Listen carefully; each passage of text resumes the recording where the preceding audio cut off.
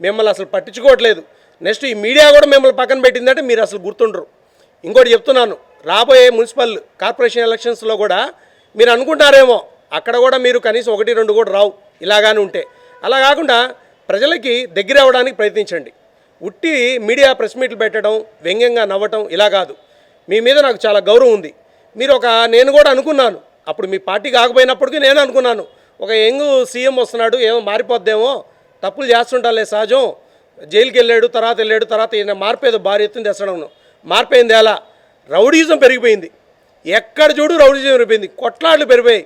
కనీసం పోలీస్ స్టేషన్లో కేసులు కూడా బుక్ అవ్వలేదు. మీ 5 సంవత్సరాల పాలనలో అసలు ఎంత అసమర్థతగా ఉందంటే ఏది ప్రజలు చెప్పుకోలేని పరిస్థితి. ప్రతిపక్ష పార్టీ వాళ్ళు కూడా నోరిప్పితే వాళ్ళని జైల్లో వేయించారు. ఇది ప్రజలంతా గమనించారు.